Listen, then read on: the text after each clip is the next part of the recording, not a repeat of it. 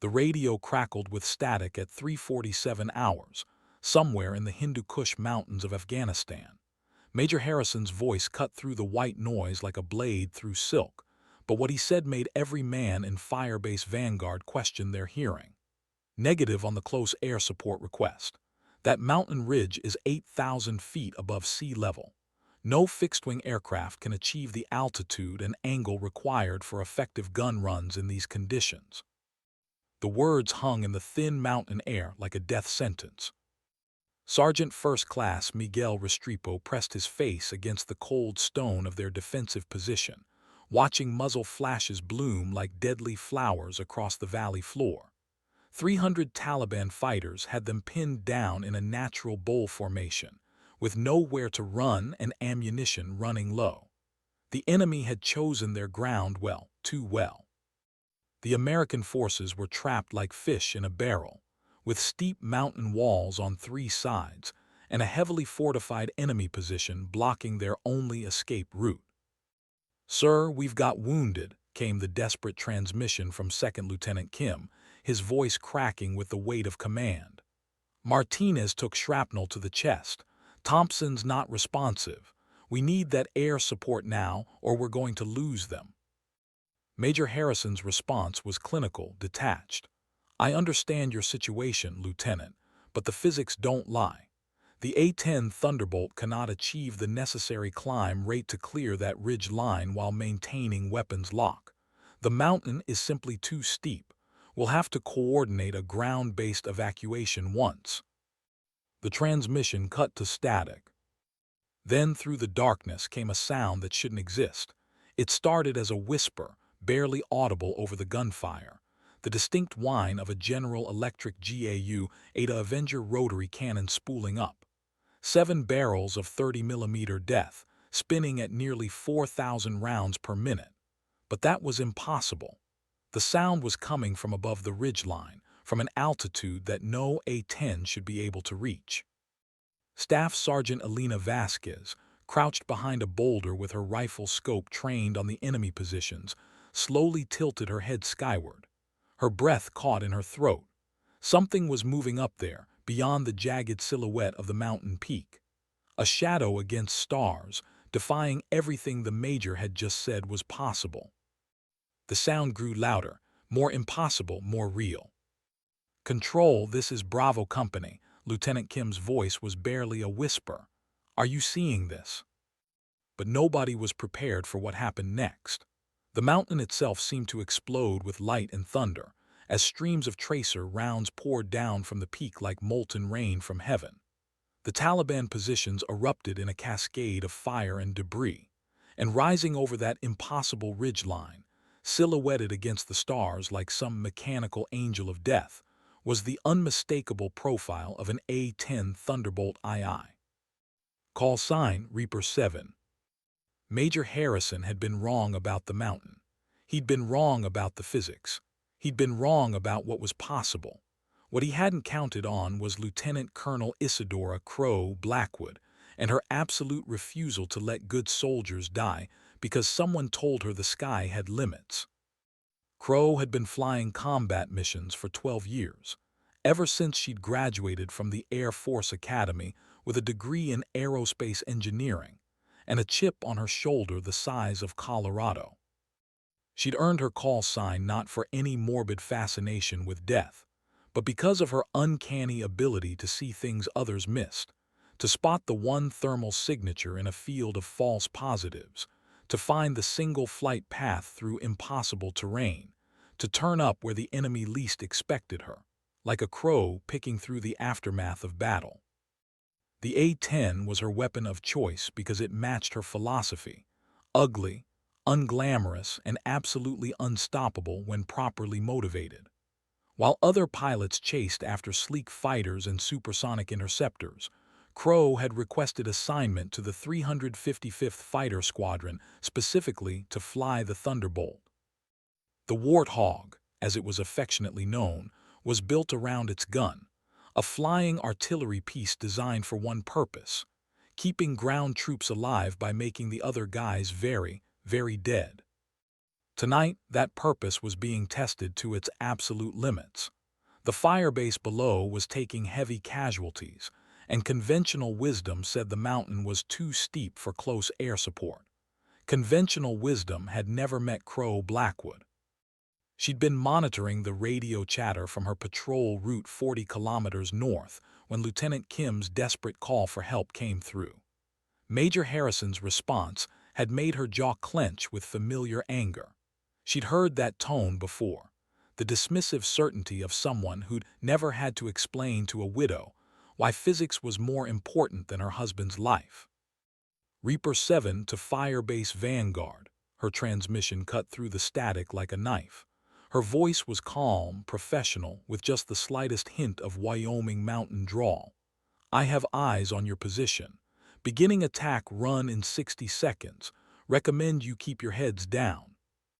Lieutenant Kim's response was pure disbelief. Reaper 7, how are you? Where are you even calling from? Above you, son, way above you. The Taliban had positioned themselves brilliantly, using the natural amphitheater of the mountain bowl to create overlapping fields of fire while remaining protected from conventional air attack. They'd studied American tactics, American aircraft capabilities, American limitations. What they hadn't studied was what happened when an American pilot decided that limitations were just suggestions. Crow had spent the last 20 minutes climbing at maximum throttle, pushing her A-10 through air so thin that the turbofan engines were gasping for oxygen. The aircraft shuddered and protested, warning lights flashing across her heads-up display like Christmas decorations. But she'd done the math in her head. She always did the math. Angle of attack, wind speed, air density, ammunition load. The numbers worked, barely. If she was willing to bet her life on margins of error measured in feet rather than hundreds of yards. Now, as she crested the ridge line at an altitude that should have been impossible for her aircraft, Crow felt the familiar cold calm settle over her like a familiar jacket. Below, she could see the muzzle flashes from Taliban positions arranged in a perfect crescent around the trapped American forces. Thermal imaging showed at least 3 heavy machine gun nests and what appeared to be a mortar position tucked into a natural cave formation. She armed the GAU-8 and began her descent, the Warthog's engine screaming in protest as she pushed the aircraft into a dive angle that would have made her flight instructors faint. The gun began its deadly song, spitting depleted uranium rounds at a rate of 40 rounds per second. From the ground, it sounded like the fabric of reality being torn in half. The Taliban position disappeared in a storm of fire and pulverized stone. Machine gun nests that had been pouring death into the American positions simply ceased to exist, replaced by smoking craters and scattered debris. The mortar cave collapsed in on itself as 30-millimeter rounds chewed through rock like it was cardboard. But Crow wasn't done. She pulled the A-10 into a climbing turn that pushed the aircraft to its absolute limits, gaining altitude for another pass. The enemy was scattered now, confused and demoralized, but still dangerous. She could see them attempting to regroup in a secondary position further up the valley. Reaper 7 to Bravo Company, she transmitted, her voice steady despite the G-forces trying to crush her into her ejection seat. First pass complete. I count at least 50 KIA. Remaining hostiles are attempting to withdraw to grid reference Force 7 Alpha. Request permission to engage. Lieutenant Kim's response came immediately. Permission granted, Reaper 7. You beautiful, impossible. How the hell are you even up there? Crow allowed herself a thin smile as she lined up for her second attack run. I'm up here, Lieutenant, because sometimes the mountain isn't too steep. Sometimes the mountain is just tall enough to give you the angle you need to rain hell from heaven. The second pass was surgical in its precision. Crow had identified the Taliban command element trying to organize the retreat and put a burst of 30-millimeter rounds directly into their position. The remaining enemy fighters broke and ran, disappearing into the network of caves and trails that honeycombed the mountainside. The immediate threat to Firebase Vanguard was over. As Crow climbed back to patrol altitude, her radio crackled with transmissions from the ground. The voices were different now, no longer desperate but filled with something that sounded almost like reverence. She'd done more than save their lives. She'd done something everyone had said was impossible, and she'd made it look easy. "Reaper 7, this is Bravo Company Actual," came Lieutenant Kim's voice. "I don't know how to thank you for—" "No thanks necessary, Lieutenant," Crow interrupted. "Just doing my job. Get your wounded to the LZ. Medevac should be inbound in 15 minutes." But as she banked away from the firebase and began the long flight back to base, Crow knew this mission would follow her. Not because of the technical flying. Though threading an A-10 over an 8,000-foot ridge line in the middle of the night was definitely going in her personal logbook of stupid pilot tricks. No, this would follow her because of what happened next, when Major Harrison finally found his voice again. "Reaper 7, this is Tactical Operations Center. Return to base immediately for debrief. Your flight path violated established safety protocols and—" Crow switched off her radio and continued flying toward the dawn. Below her, the mountains of Afghanistan stretched endlessly toward Pakistan, their peaks touched with the first golden light of sunrise. Somewhere in that maze of stone and shadow, the men of Firebase Vanguard were loading their wounded onto helicopters and preparing to return to the fight another day. That was enough. That had to be enough. Because in 12 hours, she'd be sitting across from Major Harrison in a sterile briefing room, explaining why she'd chosen to ignore a direct order and risk a $20 million aircraft to save a platoon of soldiers she'd never met. But first, she had a date with the sunrise and the quiet satisfaction of knowing that sometimes, just sometimes, the mountain really isn't too steep. Word of what happened at Firebase Vanguard spread through the base like wildfire, but not in the way Crow expected. She'd anticipated the usual mix of admiration from the enlisted personnel and bureaucratic outrage from the officer corps. What she hadn't expected was the silence. Major Harrison had filed his report, of course. Pilot disregarded direct orders, violated established flight safety protocols, performed unauthorized combat maneuvers outside approved operational parameters. The language was clinical, precise, and damning. By military standards, Crow had committed multiple court-martial offenses in a single night. But something strange happened when the report worked its way up the chain of command. It moved through channels normally reserved for medal recommendations. It was CC'd to personnel she'd never heard of, in departments that didn't officially exist. Phone calls were made to Washington, D.C., to offices in the Pentagon that weren't listed on any organizational chart. 3 days after the Firebase Vanguard incident, Crow was summoned to the base commander's office. She expected to find Major Harrison waiting with a stack of disciplinary paperwork. Instead, she found Colonel Marcus Webb, a decorated F-16 pilot with more combat hours than most people had driving miles, sitting behind his desk with her personnel file spread out like a poker hand. "Sit down, Lieutenant Colonel," Webb said without looking up. His voice carried the particular brand of exhaustion that came from fighting 2 wars simultaneously, one against the enemy and one against his own bureaucracy. "Tell me about your flight path over Grid 47. Crow had practiced this conversation in her head for 3 days. She'd prepared technical explanations, regulatory justifications, tactical assessments. But looking at Webb's gray eyes, she realized he wasn't asking for a briefing. He was asking for the truth. "The mountain wasn't too steep, sir. It was just tall enough." Webb nodded slowly and closed her file. "Major Harrison disagrees. He's filed a formal complaint questioning your judgment and recommending disciplinary action. He believes you endangered your aircraft and violated direct orders." "Major Harrison wasn't wrong about the physics, sir.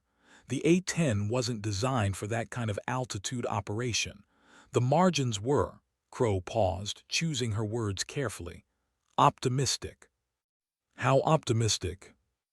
If my calculations had been off by 30 feet of altitude or 5 knots of airspeed, I'd have augured into the mountainside at approximately 400 miles per hour.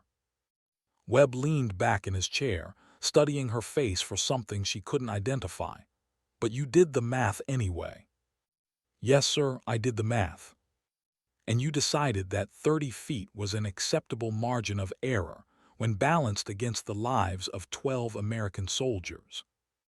It wasn't really a question, but Crow answered anyway. Yes, sir. Webb opened a different file folder and pulled out a photograph. It was a group shot of Bravo Company, taken before their deployment. 12 young faces, most of them barely old enough to buy beer legally. They looked impossibly young, impossibly confident, impossibly alive. Sergeant Martinez, 22 years old from Phoenix, got married 2 months before deployment. Webb placed the photo where Crow could see it clearly. Staff Sergeant Thompson, 26, 3 kids. His youngest daughter was born while he was in country. Another photo joined the first. Private First Class Davidson, 19, had been in Afghanistan for exactly 3 weeks when you pulled him out of that valley. The photos kept coming, each one a reminder of what the math had really meant. Not abstract calculations of thrust and lift, an angle of attack, but faces, names, families waiting at home for soldiers who might not have made it back if someone hadn't been willing to bet everything on 30 feet of margin. All 12 of them are alive today because you decided that sometimes the book is wrong, Webb said finally. Major Harrison sees insubordination. I see a pilot who understands that the mission comes first always. Crow felt something tight in her chest begin to loosen. This wasn't a disciplinary hearing. This was something else entirely. There's going to be an investigation, of course, Webb continued. Anytime a pilot deviates that far from established protocols, we have to document everything. But I wanted you to hear this directly from me. Major Harrison's complaint is being reviewed by a board of officers who have collectively flown more combat missions than he's had hot meals. They're going to ask you technical questions about aircraft performance and regulatory compliance. Answer them honestly. Yes, sir. But they're also going to ask you about judgment, about leadership, about what it means to be an Air Force officer when the chips are down and good people are dying. Webb closed the file folder and looked directly into her eyes. When they ask you that question, I want you to remember something. The Air Force didn't train you to follow orders blindly. We trained you to think, to adapt, and to accomplish the mission even when, especially when, the circumstances are impossible. As Crow walked back to her quarters that evening, she found herself thinking about the weight of wings. Not the physical weight of the silver pilot's wings on her uniform, but the invisible weight of responsibility they represented. Every pilot carried that weight differently. Some wore it like armor, protecting themselves behind regulations and procedures. Others wore it like a crown, preening in the glory of flight. But for Crow, the wings had always felt like an anchor, not dragging her down, but keeping her grounded in what mattered. The mission, the soldiers depending on her from the ground, the promise she'd made when she raised her right hand and swore to support and defend the Constitution against all enemies, foreign and domestic. Her father had worn the same wings in Vietnam, flying A-10 Skyraiders on search and rescue missions over North Vietnam. He told her once that the most important thing he'd learned in combat wasn't how to fly the airplane. Any competent pilot could do that. The most important thing was learning when to trust your instincts over your instructions, when to break the rules in service of a higher purpose. The airplane is just a machine, Izzy, he'd said, using the childhood nickname that only he was allowed to use. But the pilot is the soul of the thing. Don't ever let them convince you that following orders is more important than doing what's right. She'd carried those words through flight school, through her first combat deployment, through the 100 small compromises and bureaucratic battles that defined military life. But she'd never really understood them until that night over Firebase Vanguard, when the mountain had seemed impossible and the math had balanced on a knife's edge. Now, walking across the flight line in the gathering darkness, she could see her A-10 parked in its hardened shelter.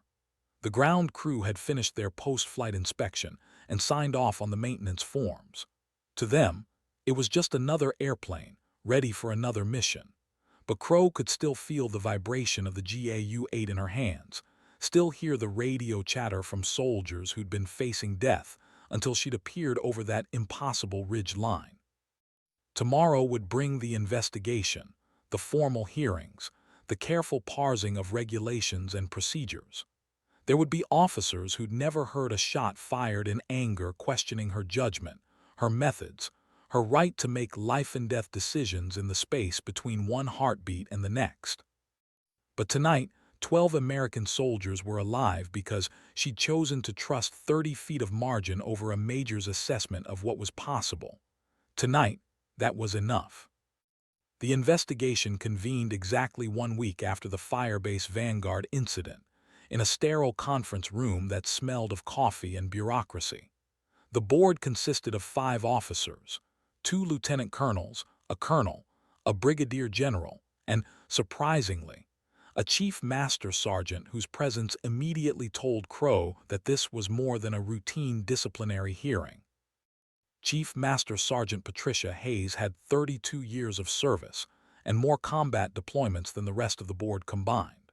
She'd started as a crew chief working on F-4 Phantoms during the closing days of Vietnam, and had worked her way up through the enlisted ranks to become the senior advisor on aircraft maintenance and operational readiness. If Hayes was on the board, it meant someone at the Pentagon level was taking this investigation very seriously indeed.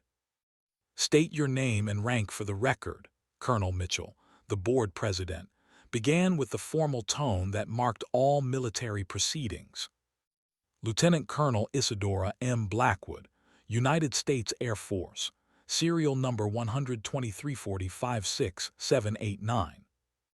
Lieutenant Colonel Blackwood, you stand accused of violating Air Force Instruction 11202, Volume 3, regarding flight safety protocols, and Air Force Instruction 112 A-10, Volume 3, regarding operational procedures specific to the Thunderbolt II aircraft.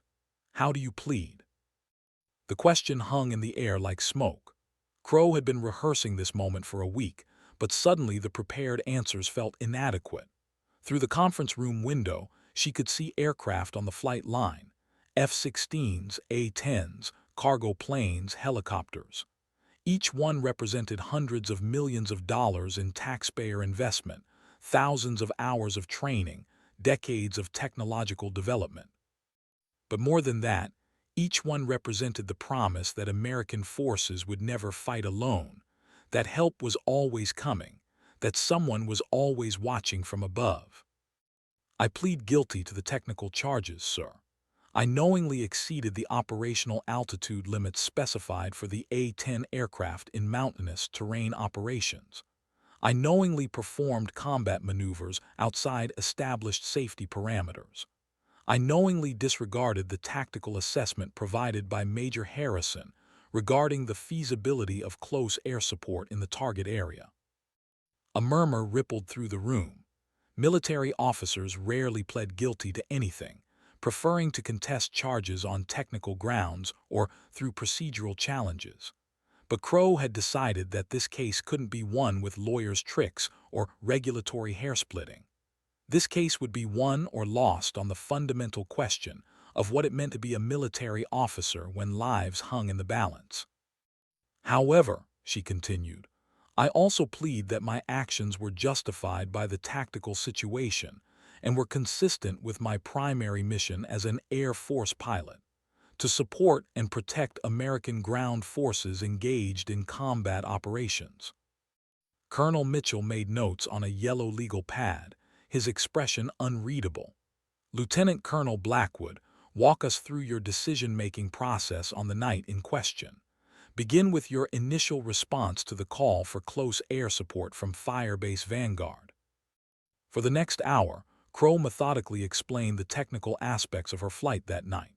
She discussed air density calculations, engine performance curves, weapons ballistics, and flight dynamics. She presented charts showing the theoretical limits of A-10 performance at high altitude and the mathematical models she'd used to determine that her planned flight path was technically possible, if extremely risky. The board asked detailed questions about every aspect of her planning and execution. Brigadier General Morrison, a former test pilot, was particularly interested in her engine management techniques at extreme altitude. You were operating at 97% of maximum theoretical ceiling for the A-10.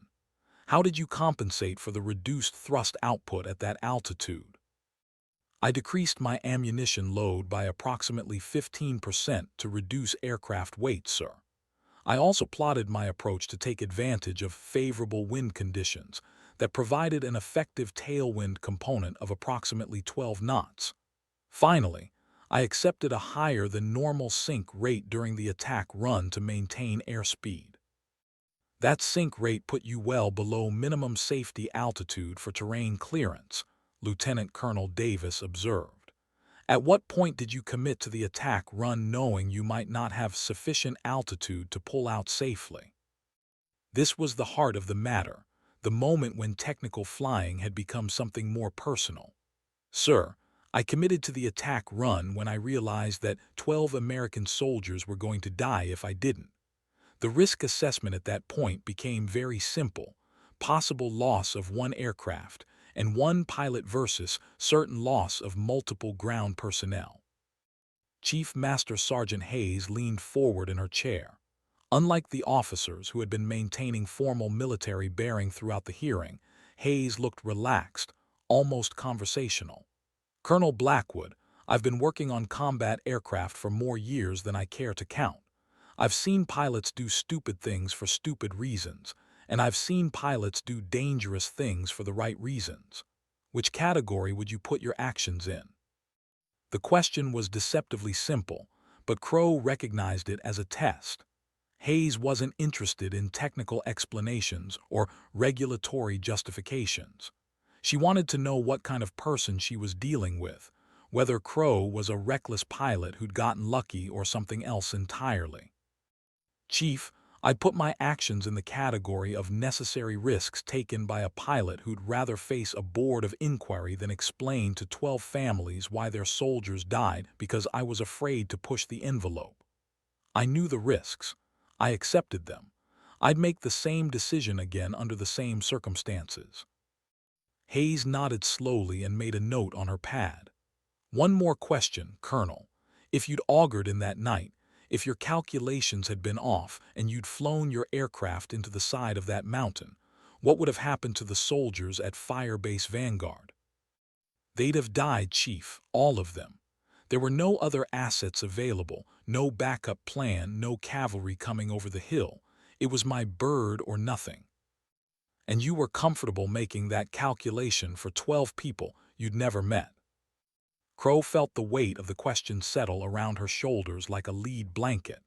This wasn't about regulations or procedures anymore. This was about the fundamental responsibility of command, the burden of making decisions that could save lives or end them based on nothing more than judgment, experience, and the willingness to accept consequences. No, Chief, I wasn't comfortable with it. I don't think any pilot should be comfortable with holding that many lives in their hands. But comfortable or not, it was my decision to make. That's what we're paid for, to make the hard calls when everyone else has run out of options. The board recessed for lunch, leaving Crow alone in a small administrative office with nothing but a cup of coffee and her thoughts. Through the window, she could see F-16s launching for afternoon patrol missions, their afterburners painting brief blue flames against the clear Afghan sky. Each takeoff represented hundreds of hours of training, millions of dollars in equipment, and the collective expertise of thousands of people working to put a single pilot and aircraft in the right place at the right time. But ultimately, when the radio crackled with a call for help and the tactical situation went sideways, all of that infrastructure came down to one person sitting in a cockpit, making decisions based on incomplete information under impossible time pressure. The bureaucracy could provide support, guidance, and resources, but it couldn't provide courage. That had to come from somewhere else entirely. Her father had tried to explain this to her once, during her final leave before her first combat deployment. They'd been sitting on the porch of the family ranch in Wyoming, watching thunderheads build over the mountains to the west. He'd been quiet for most of the evening, nursing a beer and watching the sky with the practiced eye of someone who'd spent decades reading weather patterns and wind conditions. "You know what they don't teach you in flight school," he'd said finally. "They don't teach you how to live with the decisions you make when the chips are down. They can teach you how to fly the airplane, how to read instruments, how to follow procedures. But they can't teach you how to carry the weight of knowing that someone lived or died because of a choice you made in the space between one heartbeat and the next." He'd taken another sip of beer and continued staring at the approaching storm.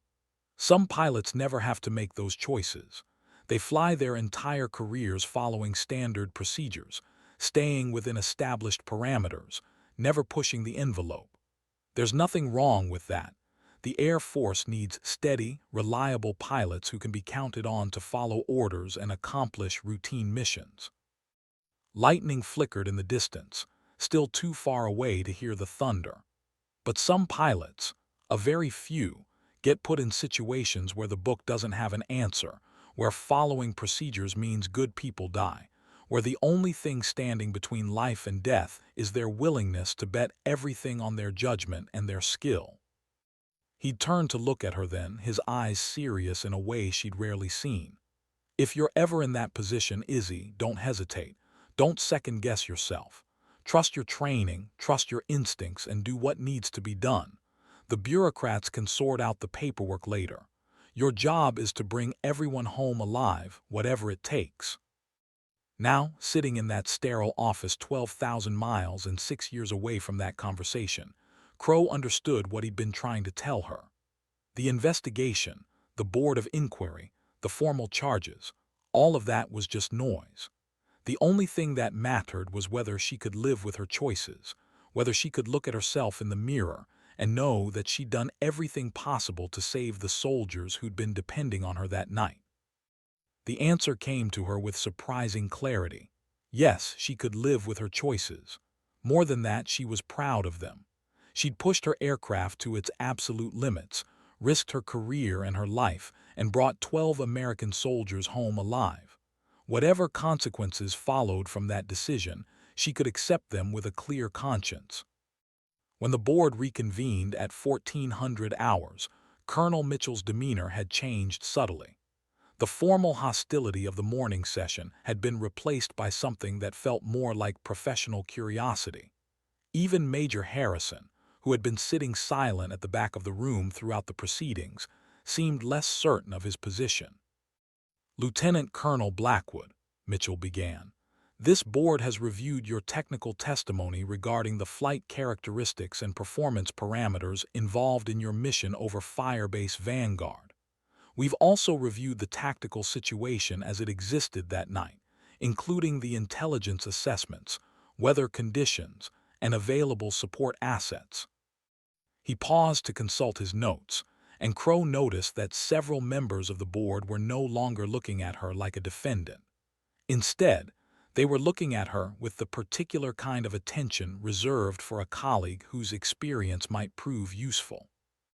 "We've also received testimony from Lieutenant Kim and several members of his platoon regarding the tactical effectiveness of your close air support mission. Their accounts are illuminating." Mitchell's voice carried a hint of something that might have been respect. "Lieutenant Kim specifically stated that your intervention saved his entire unit from being overrun, and that your precision targeting eliminated the immediate threat while minimizing collateral damage to civilian structures in the area." Chief Master Sergeant Hayes leaned forward again, but this time her expression was thoughtful rather than confrontational. "Colonel, we've had A-10 pilots testify before this board who accomplished their missions by following established procedures and staying within approved parameters. We've had others who bent the rules somewhat to achieve tactical success. But I've never had a pilot sit in that chair and calmly explain how they knowingly exceeded the performance limits of their aircraft by a factor that could be measured in feet rather than hundreds of yards. She paused, choosing her words carefully. What I want to understand is how you made the transition from theoretical possibility to actual execution. At what point did you move from "this might be possible" to "this is happening"? It was a good question, one that went to the heart of military decision-making under extreme pressure. The difference between a calculated risk and a reckless gamble often came down to split-second assessments made with incomplete information and no time for second thoughts. "Chief, the transition happened when I heard the voices on the radio," Crow replied. "Lieutenant Kim wasn't just reporting a tactical situation. He was telling me that his people were dying. When you hear that kind of fear in someone's voice, when you know that you're the only thing standing between them and disaster, the math becomes very simple. Either you can help them or you can't. Either you're willing to accept the risks involved in helping them or you're not. And you were willing to accept those risks." "Yes, ma'am. I was willing to accept the risk of losing my aircraft, my career, and my life rather than listen to American soldiers die on the radio while I flew safe, comfortable patrol patterns 40 kilometers away." Brigadier General Morrison spoke for the first time since the lunch break.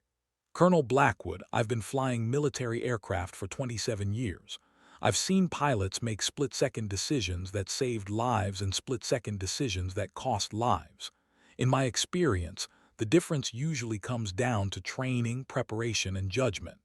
But sometimes, rarely, it comes down to something else, something harder to quantify." He paused, studying her face with the analytical eye of someone who'd spent decades evaluating pilot performance under stress. "Walk me through those final 30 seconds before you committed to the attack run. What were you thinking? What were you feeling?" The question caught Crow off guard. Military proceedings rarely delved into emotional states or subjective experiences. The focus was usually on objective facts, technical data, measurable outcomes. But Morrison was asking her to articulate something much more personal, the internal process that had transformed a desperate tactical situation into a moment of absolute clarity. "Sir, I wasn't thinking about aircraft performance curves or safety margins or regulatory compliance. I was thinking about my father, who flew rescue missions over North Vietnam when everyone told him it was too dangerous.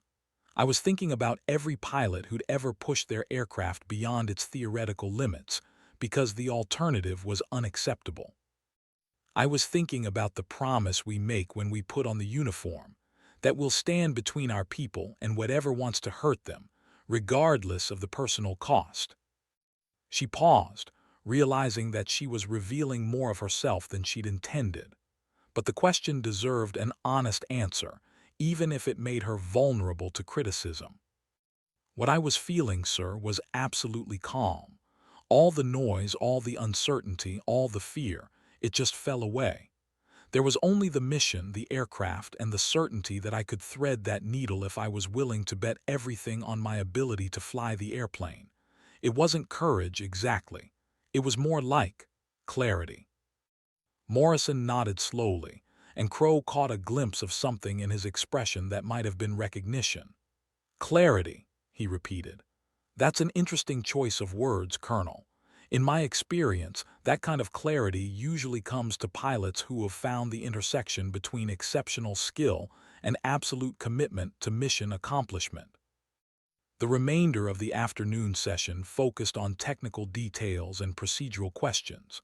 The board wanted to understand exactly how Crow had managed her approach angle, her weapons targeting, her egress path. They dissected every aspect of her flight profile with the methodical precision of engineers reverse engineering a complex system. But underneath the technical questions, Crow could sense a shift in the room's dynamics. What had started as a disciplinary hearing was evolving into something more like a professional consultation. The board members were no longer trying to catch her in contradictions or expose flaws in her judgment. Instead, they were trying to understand how she'd accomplished something that existing doctrine said was impossible. The session concluded at 16:30 hours with Colonel Mitchell's announcement that the board would deliberate overnight and reconvene the following morning to present their findings. As the officers filed out of the conference room, Chief Master Sergeant Hayes approached Crow with an expression that was difficult to read. "Colonel, I've got one more question for you, but it's off the record," Hayes said, in a voice pitched low enough that the departing officers couldn't overhear. "Do you think what you did that night is something that can be taught, or is it something that just exists in certain people?" It was a profound question, one that went to the heart of military training and leadership development. Could the kind of split-second decision-making that had saved Firebase Vanguard be systematized, incorporated into standard curriculum, passed on to the next generation of pilots? Or was it an ineffable quality that emerged only under specific circumstances, in specific individuals at specific moments? "Chief, I honestly don't know," Crow replied. "I think you can teach people to fly precisely, to think tactically, to make good decisions under pressure. But I'm not sure you can teach someone to look at an impossible situation and see possibility instead of limitation. That might be something you either have or you don't." Hayes nodded thoughtfully. "Maybe. But I'll tell you this. What you did that night is going to be studied, analyzed, and debated in staff colleges for the next 20 years. Whether it can be taught or not, it's going to change how we think about aircraft limitations and pilot authority in combat situations." As Crow walked back to her quarters that evening, she found herself thinking about legacy. Not the formal legacy of military records and official citations, but the more personal legacy of influence and inspiration. Somewhere in the pipeline, young pilots were learning to fly, to fight, to make the kinds of decisions that would define their careers and the lives of the people depending on them. What would they take from the Firebase Vanguard incident? What lessons would filter down through the informal networks of hangar talk and instructor guidance that really shaped military aviation culture? Would they?